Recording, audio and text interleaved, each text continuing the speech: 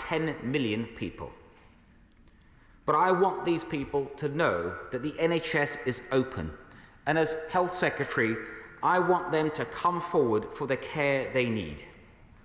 We don't know how many will now come forward. We don't know whether it will be 30% or 80%, because no country has faced a situation like this ever before. So, in developing this plan, the NHS has had to make a number of assumptions.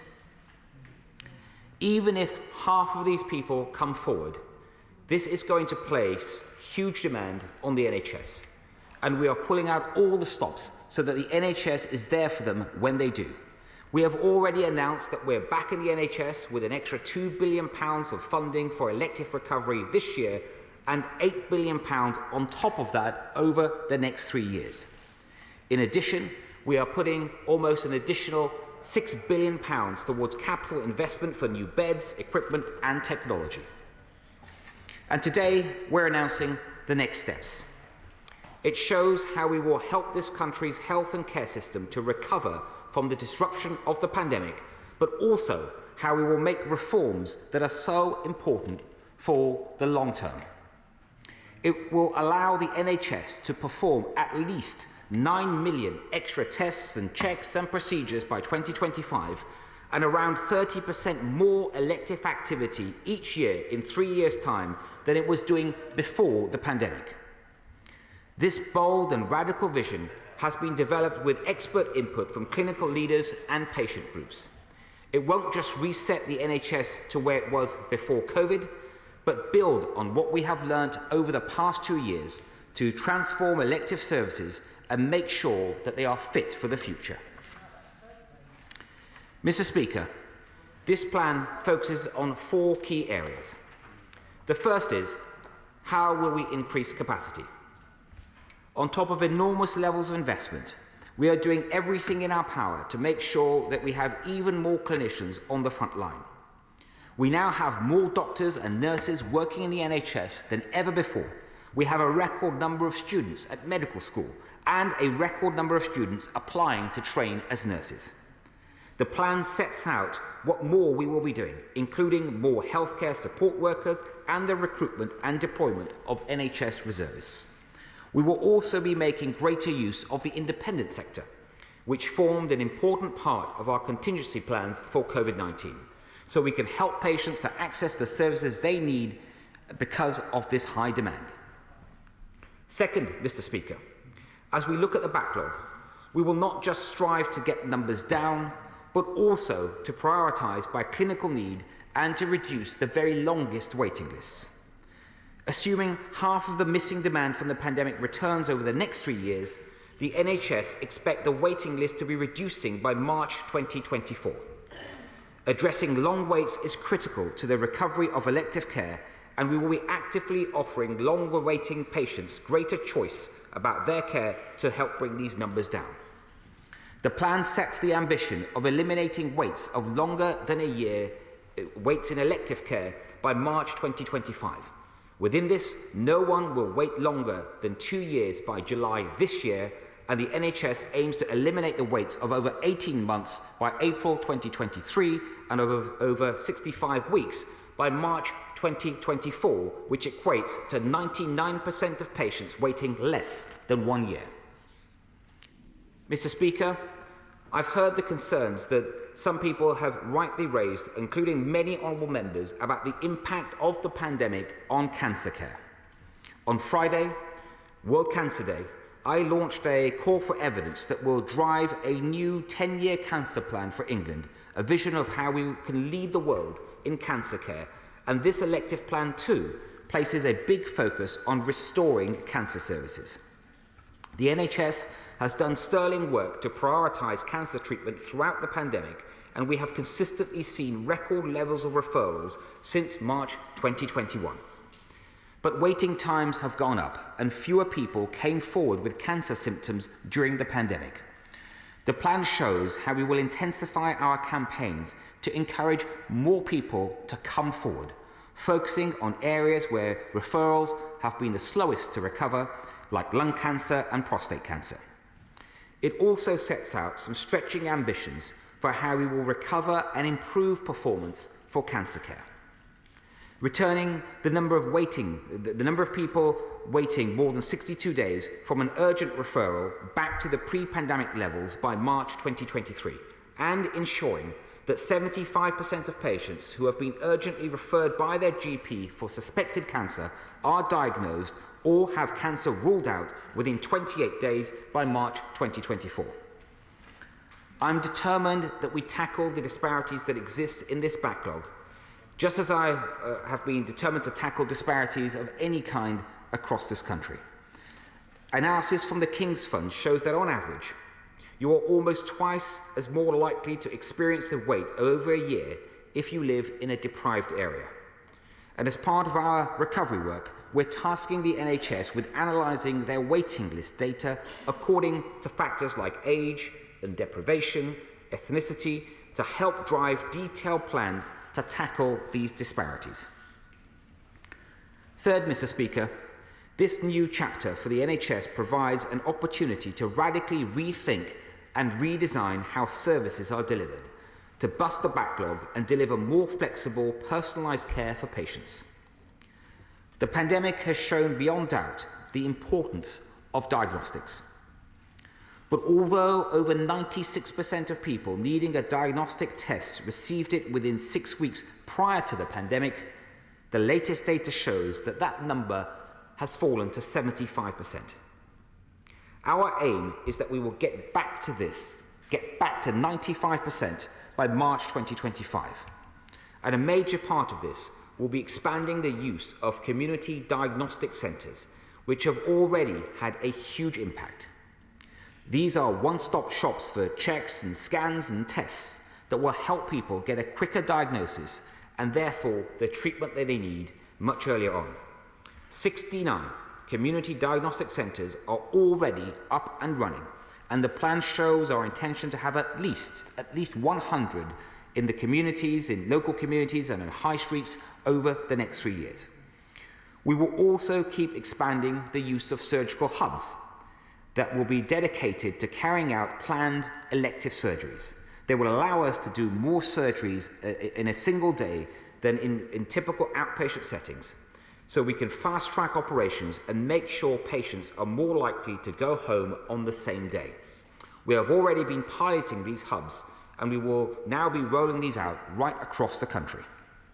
And then finally, Mr. Speaker, we will improve the information and support for patients. I know the anxiety that patients feel when they are waiting for care, especially if they feel like they don't have the certainty about where they sit in the queue.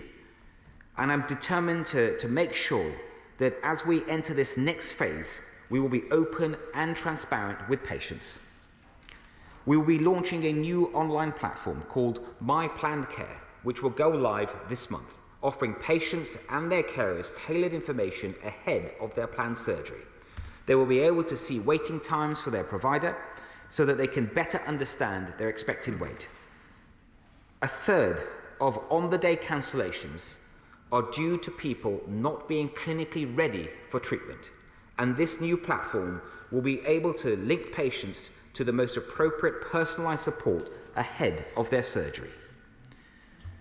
This shows the approach that we will be taking in the years that lie ahead, putting patients at the heart of their care and giving them the support they need to make informed decisions.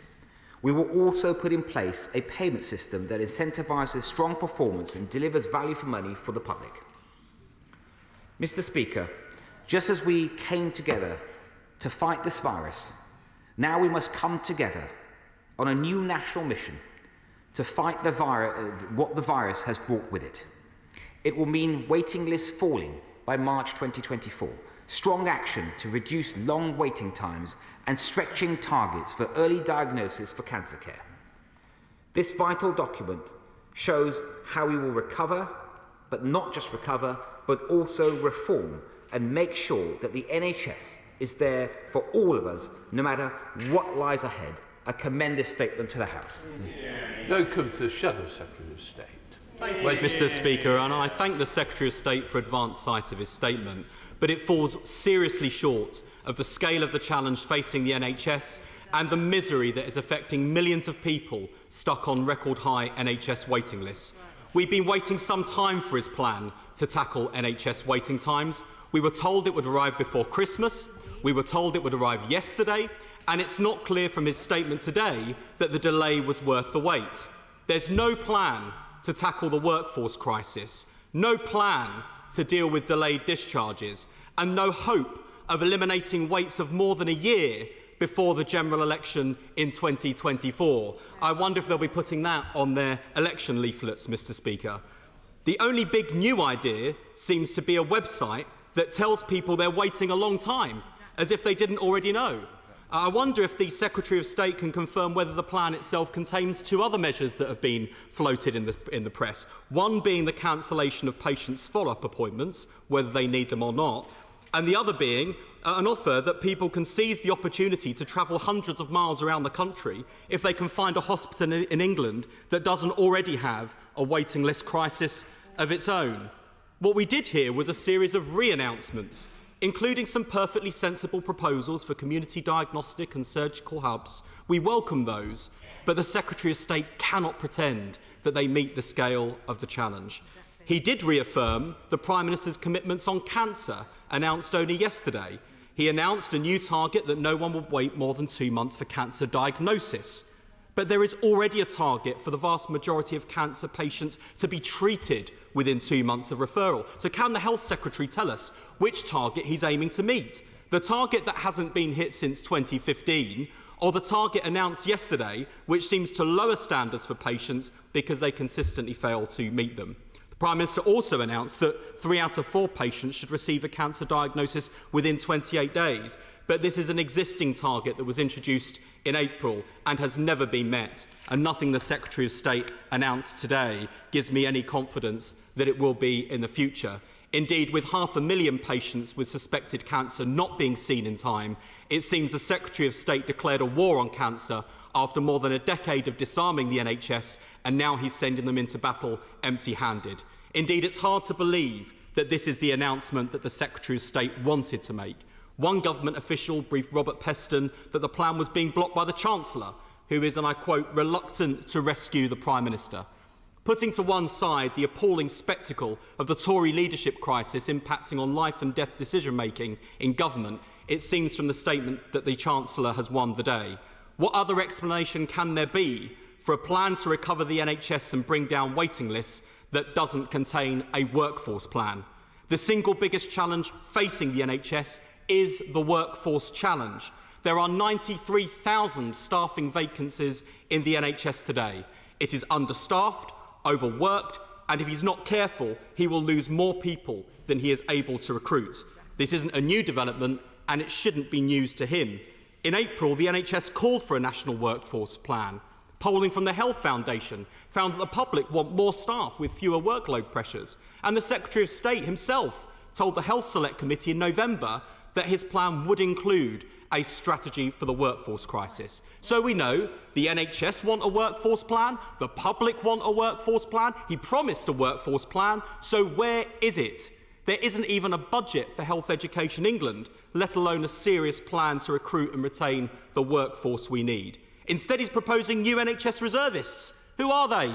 Where are they coming from? How many does he imagine they will be? How does he imagine they'll make a dent in the 93,000 vacancies? It seems more Dad's Army than SAS. Then there's the issue of wider NHS and social care pressures that impact directly on waiting lists and waiting times. The pressure on GP practices that see people ringing the surgery at the crack of dawn in the hope of getting through before the appointments are gone. The pressures on social care that lead to delayed discharges from hospital, as we saw in more than 400,000 cases in November alone.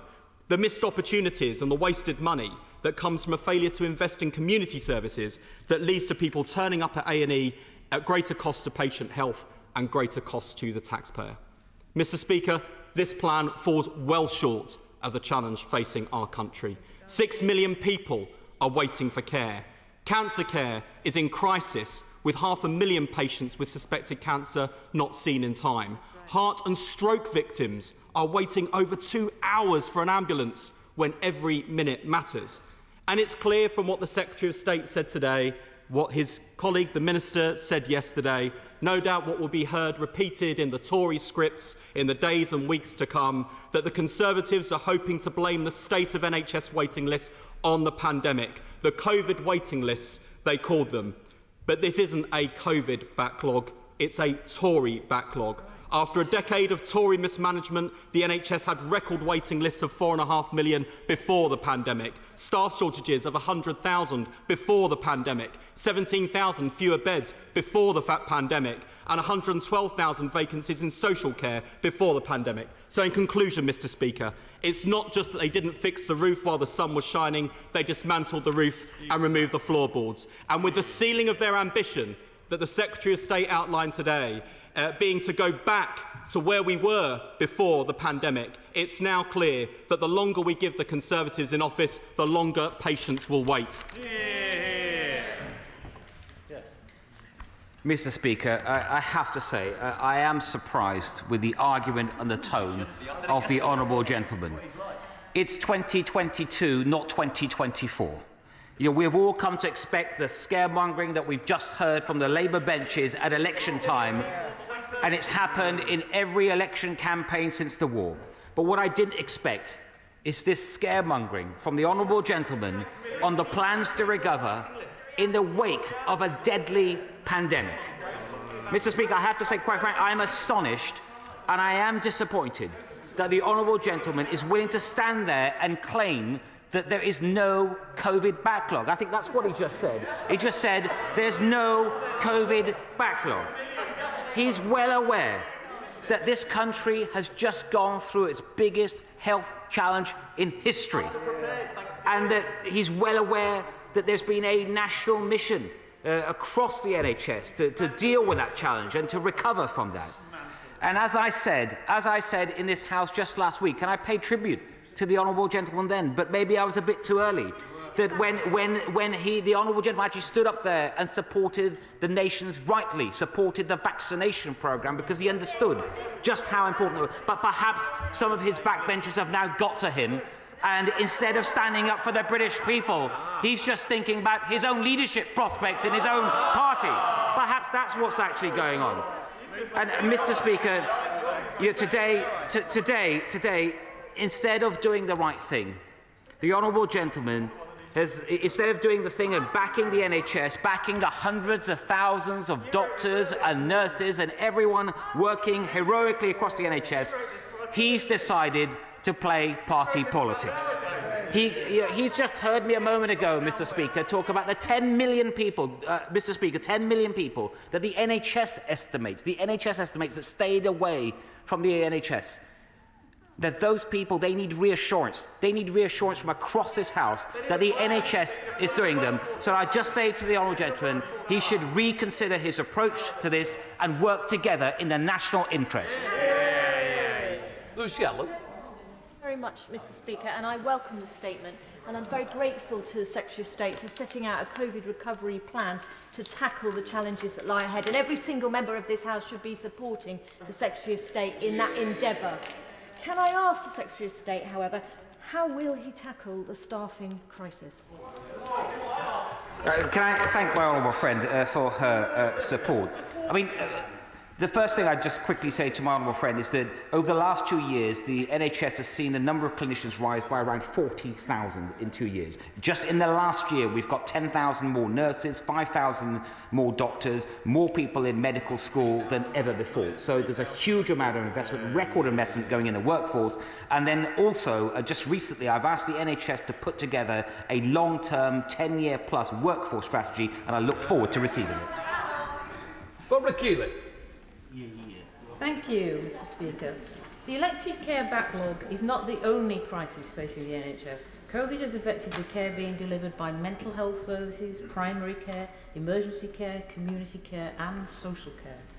In the Health and Social Care Select Committee's recent report on tackling the NHS backlog, we recommended that a broader national health and care recovery plan be published, setting out a clear vision for how patient care will be improved. Will the Secretary of State confirm that this will be published before April 2022, as the committee has recommended? Well, first, Mr Speaker, can I thank the honourable lady for the work that she has done through the committee, and she's right to raise the importance of mental health. Whilst today's plan is focused on elective surgical procedures and diagnostics, she's absolutely right to talk about other types of care, especially mental health care. I know the Honourable Lady supports the huge amount of record investment going into the NHS on mental health care under the NHS's own long-term plan, an additional £2 billion a year. And she's also right to raise the importance of patient care, and there is a lot, I believe, in this particular plan on patient care that I know that she would support. Bob Brister. Speaker, I welcome this statement and this national mission, and I must say, for the Labour Party to try and play party politics with this, I think is a serious misjudgment. But I would say that surgical hubs have been successfully piloted in London by the Getting It Right First Time programme, GIRFT. And as these surgical hubs are rolled out across the country, will he ensure that GIRFT continues to be properly resourced and given a key role for leading this programme in the future?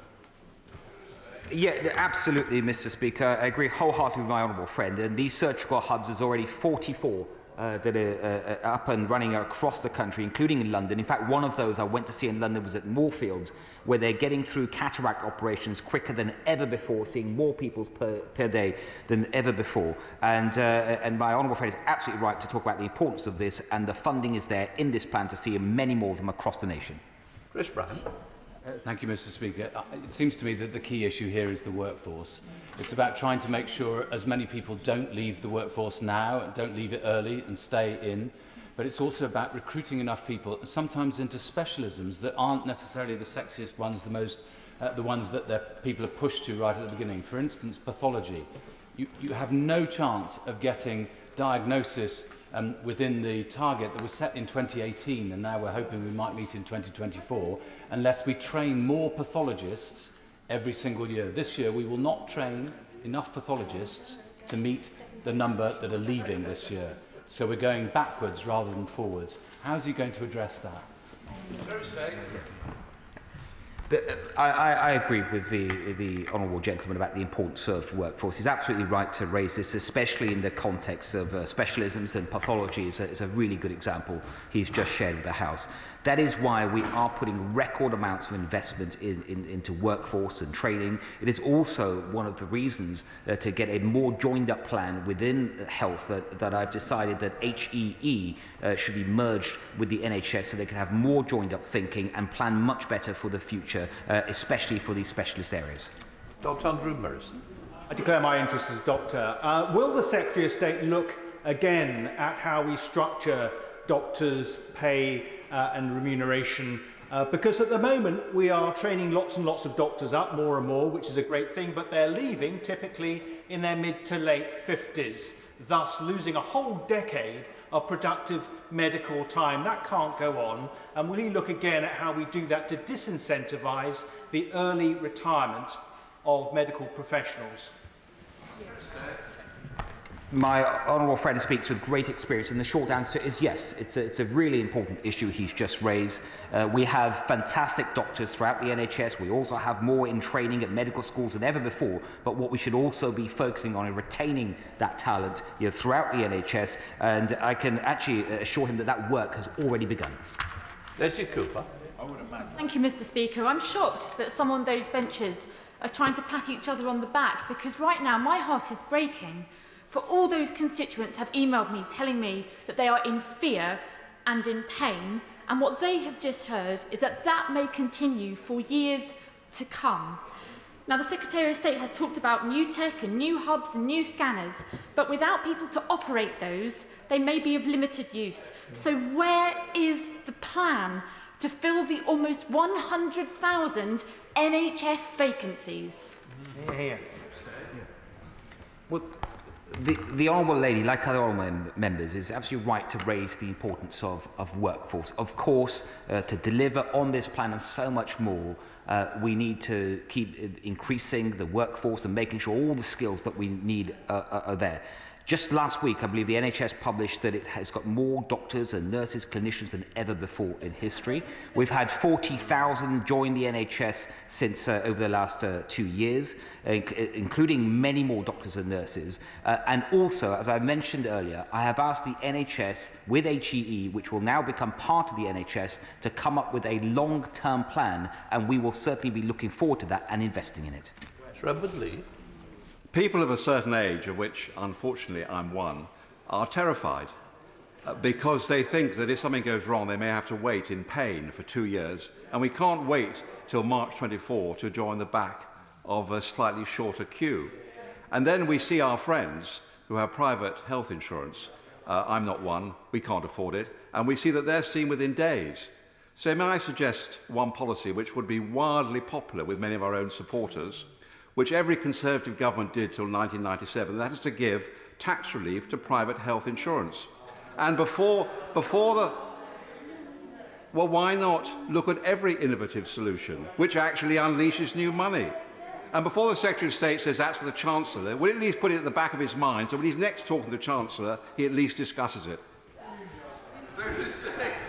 Mr. Speaker, I'm always pleased to talk with my honourable friend about his ideas and suggestions, and we'll be happy to meet with him and discuss this further. But I'm sure also he does agree with me about the importance of making sure that we are investing in the NHS, investing in the workforce, so they can deal with as many people as they can possibly can. Whitley. Thank you, Mr. Speaker. Across the country, millions of people are waiting for potentially life-changing procedures, and it's absolutely right that every effort to be made to bring this backlog down. But the Secretary of State should be aware of just how big an ask he is making of frontline staff. This will be a Herculean effort, especially for all those who spent the last 2 years on the front line of the fight against COVID-19. And so, would he consider the enormous sacrifices the NHS workers have made over the course of this pandemic and everything that they've been asked to do in the very difficult months ahead? Will the Secretary of State concede that last year's pay rise of 3% was pitiful and commit to giving our healthcare heroes the substantial pay rise that they truly deserve?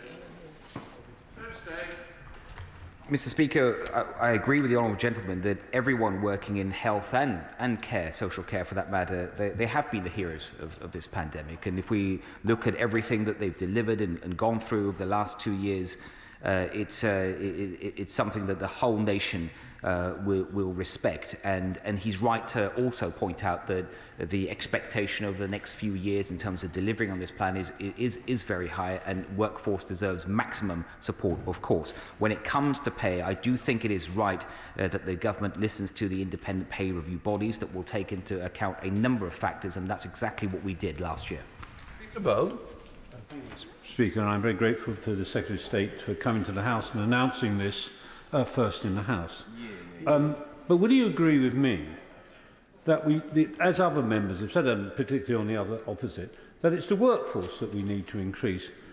So how can it possibly be right that the mandatory vaccination of health NHS workers was going to lose us 80,000 people? We knew the COVID backlog was here. How on earth was that ever a good policy? I know it was on the other side supported it hugely, but members on this side had their doubts. Wasn't that a wrong decision? Well, where I agree with my honourable friend is about the importance of workforce. I'm afraid I don't agree with him on the comments about the plans for mandatory vaccination. I won't go through the details again. I did make a statement to the House on that last week, and in fact it was supported by the vast majority of members of this House. But the short answer to his question is it's all about patient safety. The government, the NHS, is always absolutely right to put patient safety first. And whilst the government has now, in light of Omicron, rightly changed its plans, it is still the professional responsibility of everyone working in healthcare to get vaccinated. Tim Farron. Thank you, Mr. Speaker. I'm very grateful for what he said about diagnostic hubs. I wonder if he would investigate personally why the planned hub for Westmoreland General Hospital has been delayed until 2023. But I am grateful for what he said about cancer services more generally. He knows that 60,000 missed cancer diagnoses have occurred, or haven't occurred, over the last 2 years. And I'm sure he knows that radiotherapy is a key factor in tackling the backlog that comes about. Is he aware that radiotherapy ought to be accessed by 53% of cancer patients in this country, but is only accessed by 27%? And that we fund in this country radiotherapy as a proportion of our cancer budget, only a little more than half the average for similar developed countries. So would he make as a priority for himself to meet with the all-party group on radiotherapy, to look at our manifesto, so we can work together to save tens of thousands of lives that would be needlessly lost otherwise? Mr. Speaker, the Right Honourable Gentleman raised a series of very important points, especially what he said about cancer and radiotherapy. I believe he already has a meeting in the diary with ministers, health ministers, and I will also look out for the output of that meeting. I agree with what he said about radiotherapy and the importance of investment in that, and there's a lot more investment. I referred earlier to the £6 billion extra capital budget we have, and a large part of that will be used for new diagnostics. And I hope he also agrees with me that as well as radiotherapy, we need to also invest in the very latest cutting-edge technology for cancer care, such as the proton beam therapy that I saw for myself last week in London. Oh. Very much, Mr. Speaker. The Secretary of State will know that many on this side of the House were very reluctant but did support the increase in resources for the NHS through the increase to national insurance and then the health and social care levy. But when we're making that argument to our constituents, they will expect that money to deliver results. So can I make one observation and one question? So the observation is, whilst this plan is welcome, can I ask him to perhaps be more ambitious? Because I think only getting to 99% of patients waiting less than a year by March 24 isn't ambitious enough. But also, can he say a word about how the resources that are raised by national insurance are going to be removed from the NHS and flow into social care? Because from October 23, we're going to have to fund social care with that same money, and he didn't talk about that. So could he say a word about that? Because social care is as important as the NHS.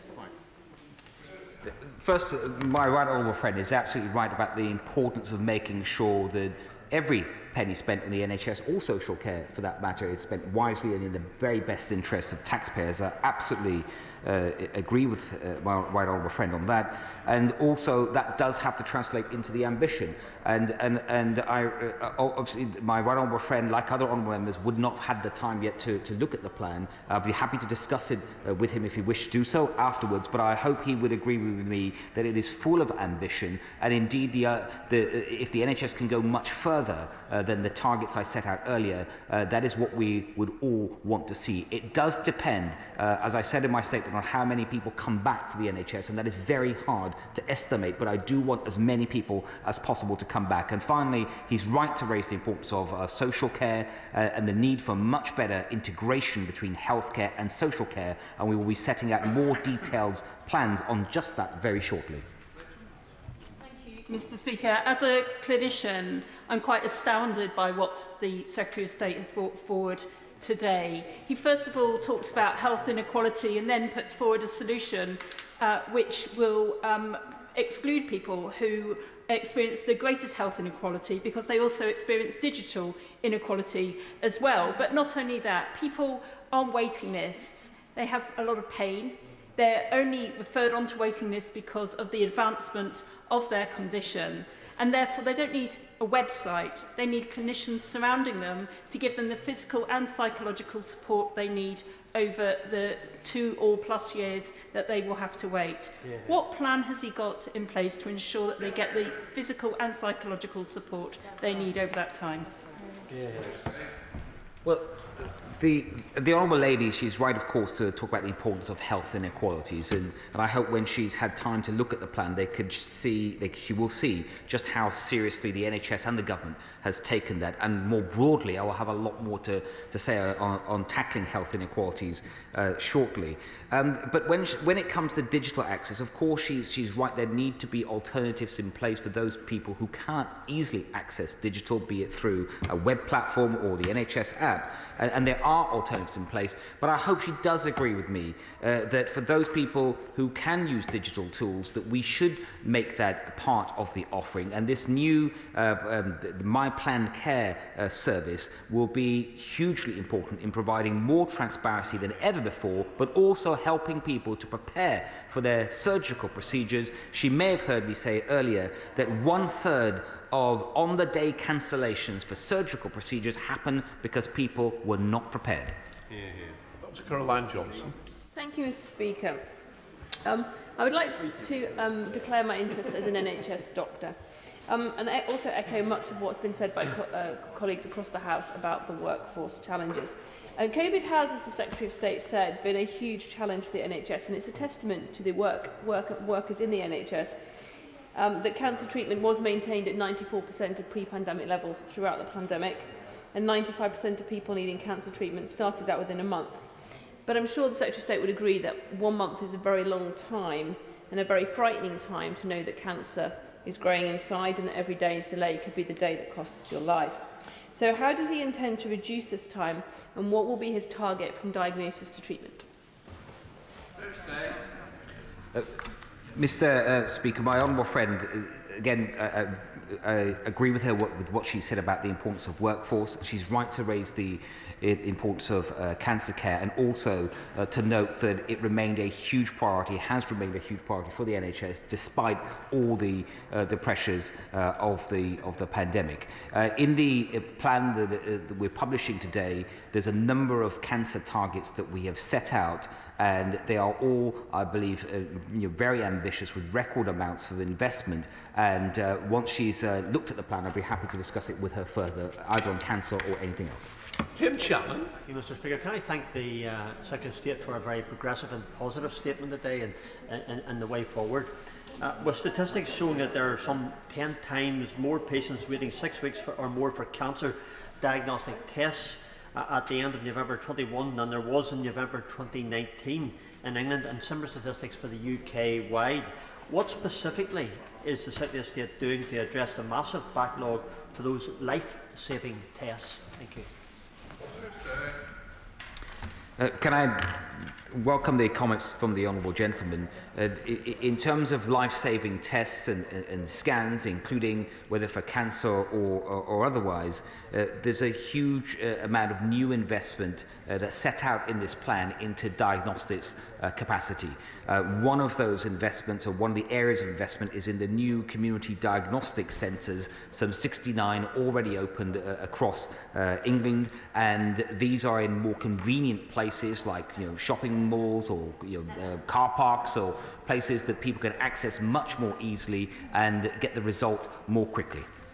Luke Evans. Thank you, Mr. Speaker, and I welcome the plan put forward, but I'm most intrigued about the My Planned Care website, given the fact that one of the biggest problems clinicians have is spending a lot of time chasing around admin. So this is a great opportunity for pre-operative checks, following up where you know your follow-up's going. But would he look at expanding this into outpatient settings? For people over the age of 80 may well have 4, 5, 6 specialists. Trying to keep track of their letters where they should be, their appointments, is really difficult. We know that 29 million people have downloaded the NHS app as well during COVID, and we've had the fantastic COVID dashboard. We can see what we can do with technology that helps our patients and the clinicians. Would he encourage the NHS to get on and build around what he's bringing forward to help deal with the backlog? Yes, my honourable friend is absolutely right to talk about the importance of technology in delivering world-class care. He will know that I've already announced that different parts of our health system that contribute to the best use of technology, NHSX, NHSD, they will all become part of NHS, so we have a more joined-up strategy. My Planned Care, it starts as an online platform, but it will be moving to an app-based service as soon as possible. But he's also right to talk about the importance of having something similar for outpatient care, and we're already on it. Stephen Metcalfe. Thank you, Mr. Speaker. Can I ask my right honourable friend to work with our excellent GPs to increase access to primary care and encourage them to open up more channels of communication, such as email, text and chat apps, to ensure that people feel able to raise their health concerns at the earliest possible stage, ensuring that they do not put it off until it becomes more serious and potentially too late? So, first, Mr. Speaker, can I join my honourable friend in thanking GPs up and down the country for all the phenomenal work that's been done throughout the pandemic, the huge pressure they've had to deal with. And he's right about making sure that the channels of communications with GPs are as varied as possible, available for everyone from all age groups, so that we can better support early diagnosis. Mr. Speaker, could I thank my right honourable friend for his statement and his leadership as we recover from COVID. I must say I find the words from the opposition front bench a bit hollow when they voted against £36 billion recently.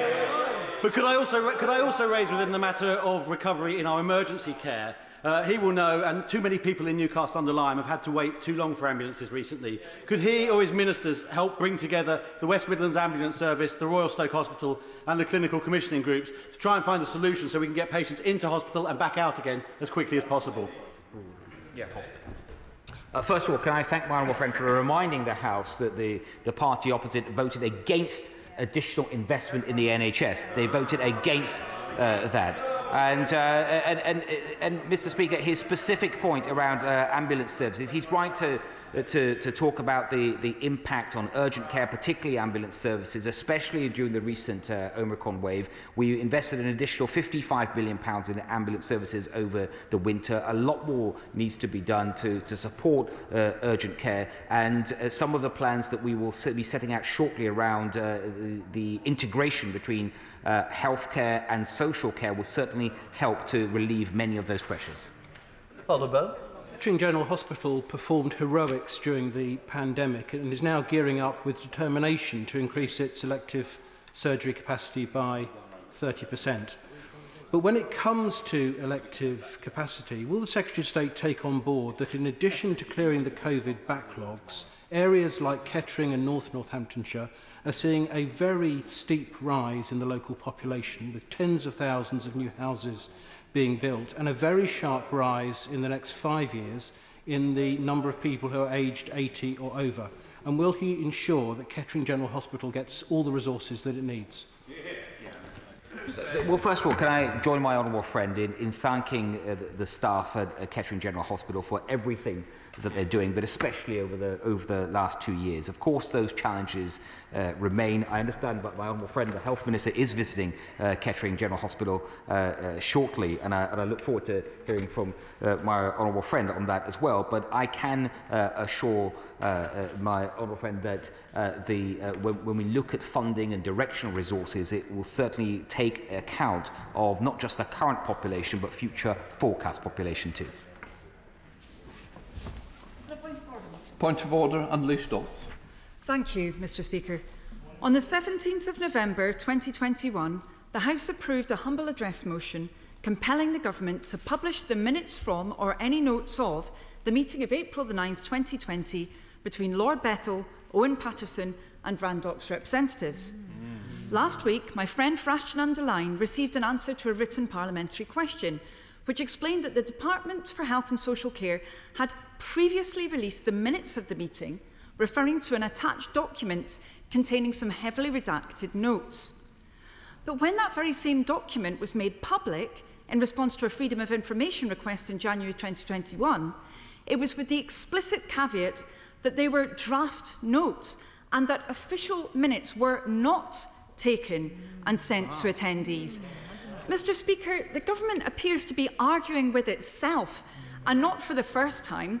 Can you offer some assistance to explain, if it's in order, for the Health Secretary to describe documents as minutes that his own department has previously denied are minutes? If not, will he be afforded an opportunity to correct the record, explain what status these draft notes have, and inform the House once and for all what happened to the formal minutes taken at that crucial meeting? I don't know whether the Secretary of State wants a response. OK, I will try and then do the best I can. I thank the Honourable Member for giving me notice that she would raise the point of order. The Chair is not responsible for the content of Ministers' answers to parliamentary questions or for Department's responses to Freedom of Information requests. If the Honourable Member believes that there is an inconsistency between the two in this case, there are always ways that she can press the Department for further information to clarify the matter. Can I suggest that she takes it up with the table office as well for further advice? I hope that the Treasury bench is well aware that this issue has been raised and is able to inform the ministerial colleagues. I think we do need the answers. I don't want to keep dealing with the same points of order. Point of order, Stephen Morgan. Thank you, Mr. Speaker. I'm grateful for you for granting this point of order. Have you, Mr. Speaker, been given notice that the relevant minister will be making a statement to the House on this year's GCSE and A-level examinations? As you will know, advanced materials were published yesterday following weeks of uncertainty, the government's lacklustre education recovery efforts and concerning reports of A-level grade inflation in private schools. Given millions of pupils, school staff and parents across England this has an impact on, is it important that this House has the opportunity to properly scrutinise these developments? Yeah, well done. Can I first of all state quite clearly, I have received no notice from ministers that they intend to make a statement on this matter. Ministers on the front bench will, however, have heard the honourable member's point of order and I hope have noted his request. We now come to a further point of order, Yvette Cooper. Thank you, Mr. Speaker. I rise again to ask if you have had any response since from the Prime Minister after the UK Statistics Authority said that the statements that the Home Office and subsequently the Prime Minister made on crime were misleading. Misleading is not my word, it's the word of the independent chair of the UK Statistics Authority. The Prime Minister told this House, he said, we are cutting crime by 14%. The ONS found instead a 14% increase in total crime, driven by a 47% increase in fraud and computer misuse. I raised yesterday Erskine-May resolutions of the House and the Ministerial Code, which all record the importance of the Prime Minister correcting the record at the earliest opportunity. I would ask him, this is 5 days on from the Statistics Authority's comments, whether you have any guidance, Mr. Speaker, on what counts as earliest opportunity. This doesn't feel that it is. The Ministerial Code also expects ministers to abide by the Statistics Authority Code of Practice, which states people must be truthful, impartial and independent in their use of statistics. So given the Statistics Authority, whose job it is to be independent, impartial and truthful, has said the government is being misleading, surely it is now a matter of basic respect for this House and for the standards that we all signed up to about not misleading Parliament that the Prime Minister should give us a response. Can I first of all say I'm grateful to the Right Honourable Lady for giving notice of a point of order. I can confirm that I have not had any notification or statement or any other response on this issue. I'm not able to add to the response given to the 3 previous points of order on this matter. The Right Honourable Lady has put the point on the record. I'm sure she'll find alternative ways of pursuing this issue. I recognise that it's important that this be heard, but I'm sure that either table office or possible other avenues that are available will now be used. If there's not any further points of order, I'm now going to come to the 10-minute rule bill, motor vehicle test, and let us call on Barry Sherman. Mr. Speaker, I beg to move that leave be given to bring in a bill to set standards as to the emissions particulate sensing technology to be used in roadworthiness tests for diesel vehicles and for connected purposes. Mr. Speaker, I have been, as you know, in this House a very long time, but it is 20 years since I did a 10-minute rule bill, so I hope everyone will be tolerant of me today. I'd like to declare my interest as Chair of the Westminster Commission on Road Air Quality, an active member of the All-Party Group on Clean Air, and Chair of the World Health Organization's Global Legislators for Road Safety. As many colleagues might know, throughout my career in this House, I've been a passionate campaigner for the environment. And I know that colleagues across the House share the view that we and all our constituents have an inalienable right to breathe in clean air. It is now clear that toxic air is one of the greatest public health challenges of our time, affecting pregnant women, the elderly, our children, our grandchildren. No one is exempt from breathing poisonous, polluted air in our country. As former chair of the Education Select Committee, and in much of my other work, I've always believed in pursuing good evidence-based policies. And on the issue of air pollution, the experts and the science are crystal clear. The challenge cannot be underestimated and urgently requires not just a joined-up approach, not just a cross-party and cross-sector partnership, but a recognition of the huge scale of the